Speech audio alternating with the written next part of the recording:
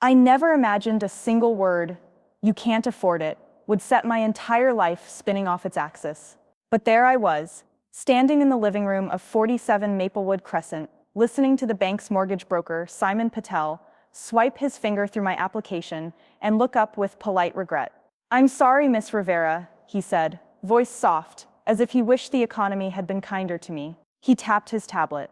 "At this time, based on your current income and the region's loan-to-value ratios, you just don't qualify. It's above the allowable threshold for your debt to income." I pressed my lips together, leaned forward on the carved oak conference table, and reminded myself he didn't need to see the spark of rage in my chest. "So you're telling me I can't get a mortgage for a house I've dreamed of since I was 8 years old?" He cleared his throat. "It's just the numbers, Miss Rivera." He pushed his glasses up his nose. "Nothing personal." I left the bank in a storm of frustration. The crisp April air slapped me awake, but couldn't chase the banker's smirks and loan officer's shrugs from my mind. All morning, I'd churned through possibilities, saving more, finding a co-signer, begging an in-law, but each path wound into a dead end. The message was clear. They thought I was too poor to buy my own home. I couldn't let that stand. Not after 10 years of clawing my way up from entry-level marketing jobs, launching 2 startups out of my tiny Brooklyn flat, pulling 3 all-nighters in a row for that Fortune 100 pitch, finally selling my second company to a SaaS giant for enough to buy this house, if only I could pay cash. But banks said I needed a mortgage, and I refused to beg. That evening, I sat on the edge of my studio's dusty blue couch, still wearing my white Oxford shirt from the bank meeting, scrolling listings on my phone. 47 Maplewood Crescent, a 1920s Dutch colonial, with stained glass windows, hardwood floors, and a wisteria-draped wraparound porch. The listing price, $1. $2 million, the description priced for those with discerning taste. Mortgage financing at prevailing rates. Tacked on no cash offers considered. I laughed aloud, startling my cat, Chess. She blinked at me, yawned, then resumed her nap. I clicked request showing and typed, "I'm very interested. Can we set up an appointment?" I paused, fingers hovering over the keyboard. "Then I'll be bringing certified funds." I hit send. 2 days later, I showed up at the curb in my little red hatchback, carrying a slim portfolio and a tote bag with a fancy thermos of peppermint tea. My realtor, Priya, hopped out of her BMW X3. "You really did it," she said, eyes wide and scandalized. "I thought you were joking about paying cash." I flipped her a grin.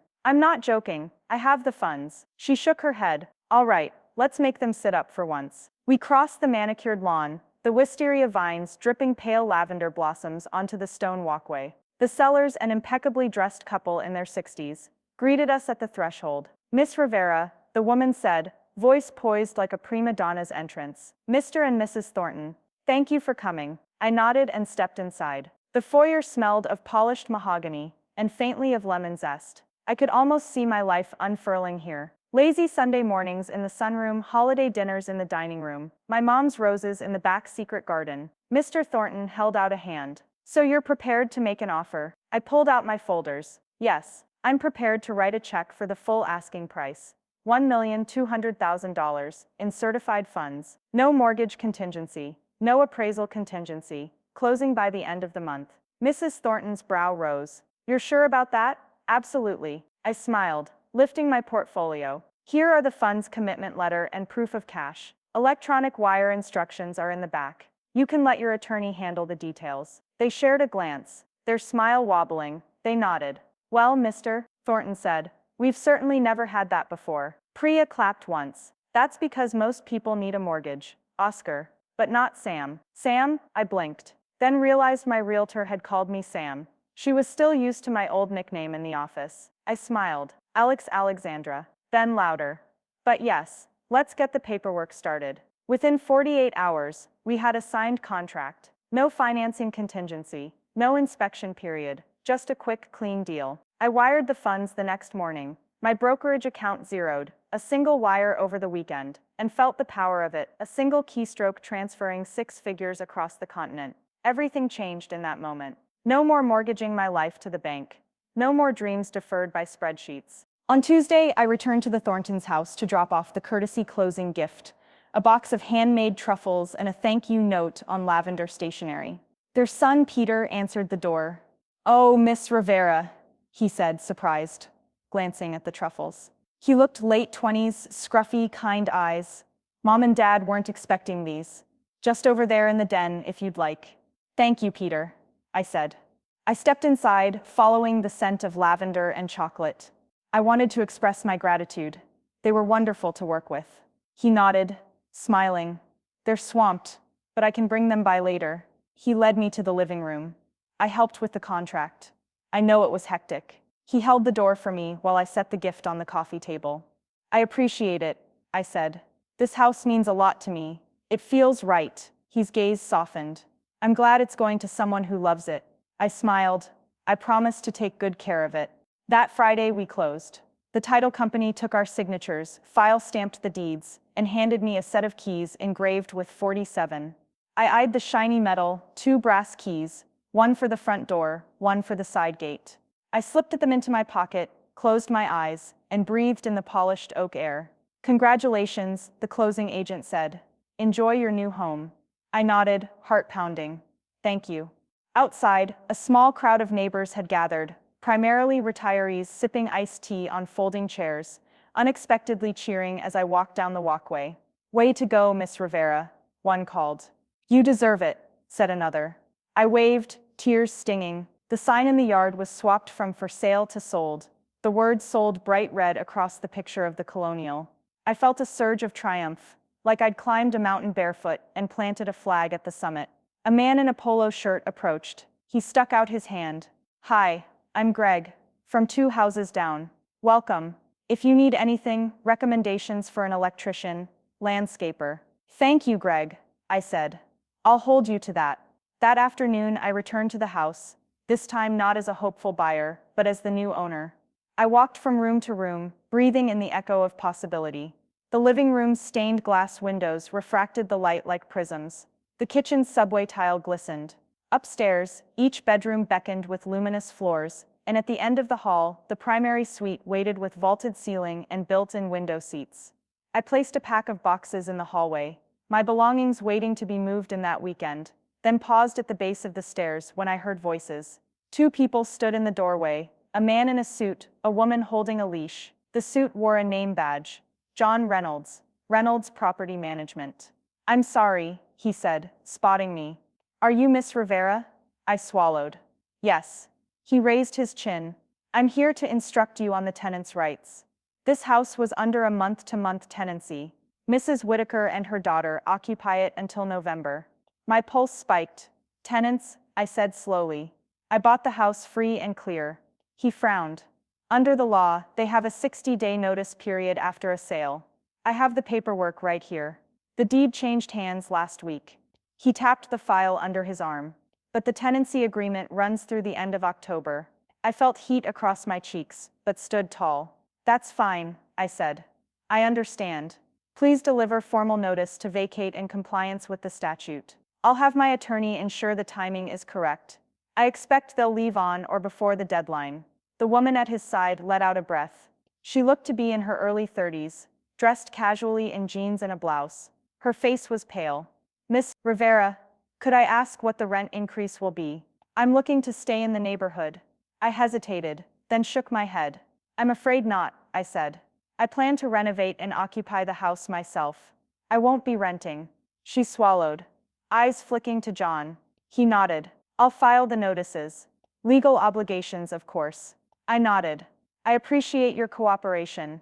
I turned down the hall, leaving them near the stairs. I felt a pang, sadness, guilt, piling in a knot, but I also felt resolve. I'd bought this house cash, paid the asking price, honored the sellers, and now had the responsibility to live here. I couldn't let legalities drag me into tenancy disputes. They'd find a new home. I'd help them if I could, but I had to start anew. That night, I called Joshua, my attorney. He walked me through the eviction process. Formal notice with a 60-day window recorded in person, and by certified mail, the right to object, a hearing if necessary. The process was straightforward, albeit uncomfortable. I reluctantly agreed. If they contest, he warned, it could drag on. But you have the legal right. Just follow the statutes to the letter.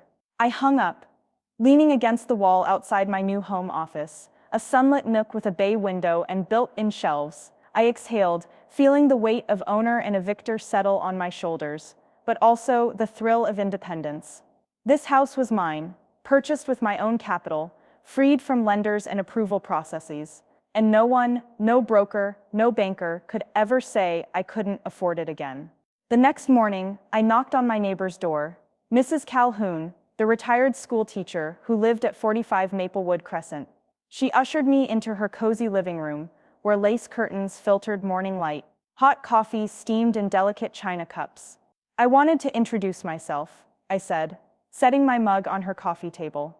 I'm Alexandra Rivera, your new neighbor. Her eyes sparkled. We know, dear. Everyone's talking about how you closed in cash.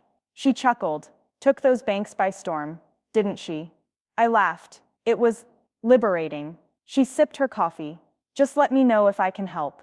I know the good handyman, the best florist for fresh wisteria, anything you need. I squeezed her hand. Thank you. That means a lot. As I walked home, I imagined the coming weekend, movers, unpacking, painting, meeting designers, reclaiming each room.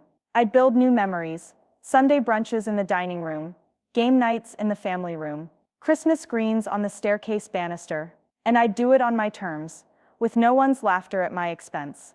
I paused at my front gate. The wrought iron sign read, Rivera. I ran a finger over the letters. This time the name was mine alone. The house, once too expensive by professional standards, now stood as a testament to my perseverance and to the power of believing in yourself when others doubt you. I took a deep breath, stepped past the gate, and walked inside, ready to begin the next chapter. When the morning light spilled across the foyer of 47 Maplewood Crescent on the first official day after closing, I expected to feel triumphant, victorious even. Instead, I felt the weight of responsibility settle in my chest, sharp and insistent. The Airbnb-style sold sign still lingered in the front lawn, but the real story was unfolding out back, where John Reynolds and his daughter, Mia, were packing up the last of their rented furniture. I stood on the porch, arms crossed, watching them load a battered couch onto a moving van. The sight should have felt satisfying, a clean break from the people who didn't believe in me, but instead it pricked a tender ache. John paused, his hand hovering on the tailgate, as if he weren't sure whether to step off or linger in the space I'd reclaimed. Miss Rivera, he called, voice tentative. I stepped down the 3 front steps, the cool morning air crisp in my lungs. Good morning, John. The notice period ends today, I reminded him, glancing at my watch. He nodded, gaze flicking to the elegant facade that now carried my name alone. I know. I thank you for handling this so civilized. His eyes darted to Mia, who clutched her favorite stuffed rabbit. We found a place down on Elm Street. Small, but the landlord's flexible. He hesitated. Will you put in a good word? I felt the old scenarios rising. Bank officers laughing. Brokers shaking heads. But here was John, asking for help instead of mocking. I softened. Of course. Send me their contact info. He exhaled, relief leaking through his posture. Thanks. Mia's been worried. She loved that treehouse in the yard. I nodded. She's welcome to come back for the tools. We can disassemble it and reassemble it at your new place. Mia's face brightened. She ran over and gave me an awkward hug. Thank you, she whispered. I ruffled her hair. You're welcome. I watched them climb in the van and drive off, the engine's rumble fading as they left behind the path of crushed grass. The driveway felt too quiet, and for a moment I wondered if I'd been too harsh. Then I remembered the banker's smirk and John's laughter at my inability to afford this house.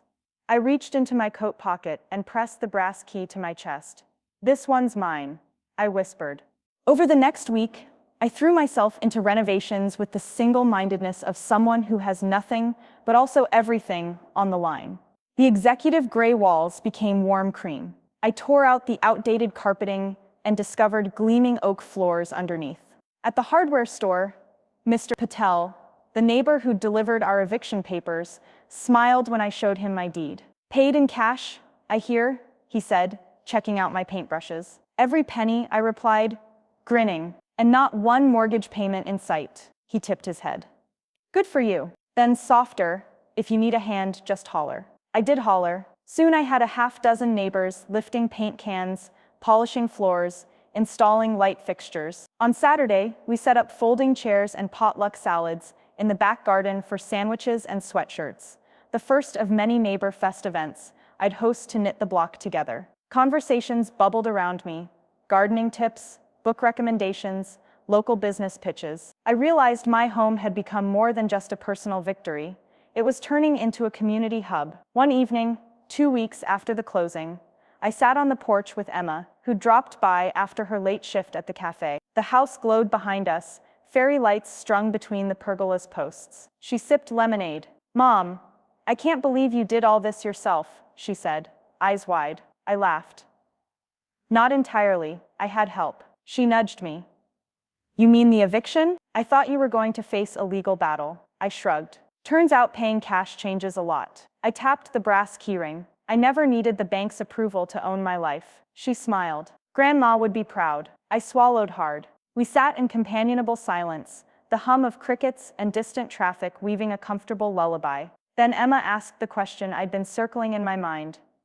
"Mom, are you happy?" I looked around the freshly painted walls, the rose vines climbing my grandmother's old trellis, the laughter drifting from the neighbor's yard. The key felt warm in my hand, an anchor to this place. I smiled and reached for Emma's hand. "I am," I said.